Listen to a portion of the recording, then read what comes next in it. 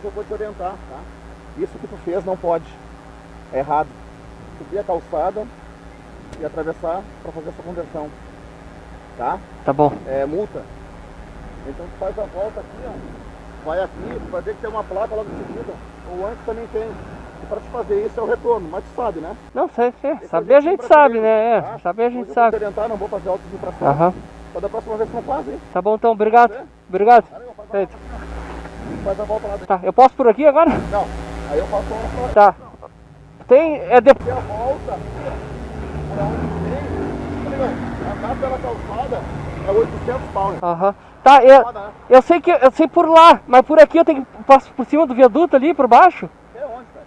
Eu tenho que atravessar pro outro lado aqui. Não, mas tem placa. É direita, que tá aqui, ó. Tá, Entendeu? tá, obrigado.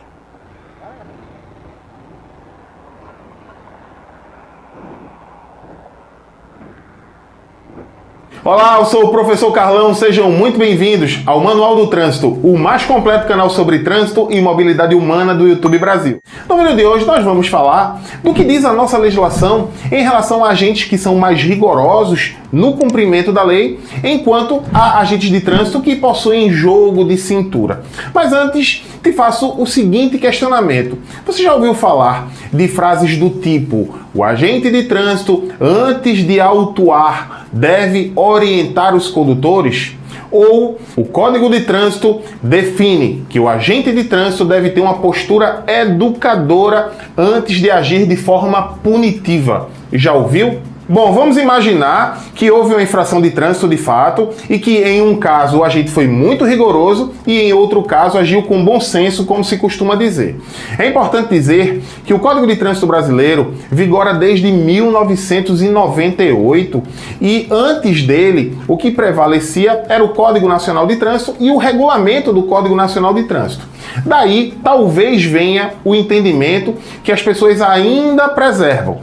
No regulamento do Código Nacional de Trânsito, havia um artigo 188 que dizia o seguinte: a advertência será aplicada, inciso 1, verbalmente, pelo agente da autoridade de trânsito, quando em face das circunstâncias entender involuntária e sem gravidade infração punível com multa classificada nos grupos 3 e 4.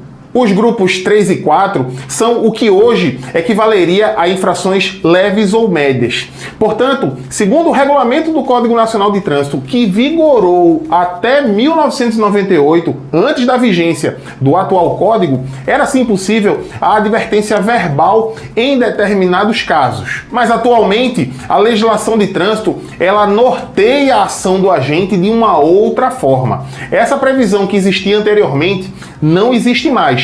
O que existe, na verdade, é o que está preconizado no artigo 280 do Código de Trânsito Brasileiro, que diz que, ocorrendo infração prevista na legislação de trânsito, lavrar-se-á auto de infração, do qual deverá constar algumas informações indispensáveis.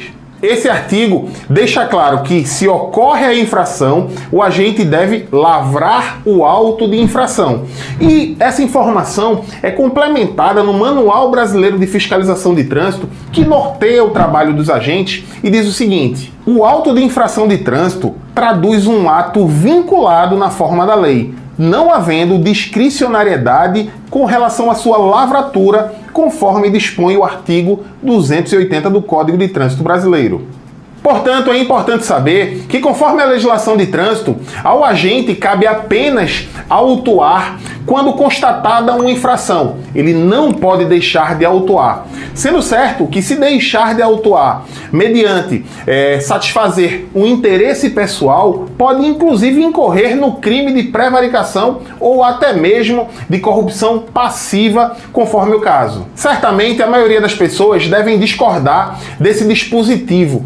Porém, é importante que as pessoas saibam para que frases como a de que o agente deve educar antes de autuar seja abolida, para que as pessoas de fato entendam que cada um tem sim sua responsabilidade para um trânsito seguro. Por hoje é só, espero que a informação tenha sido útil. Um grande abraço a todos, te encontro no próximo vídeo.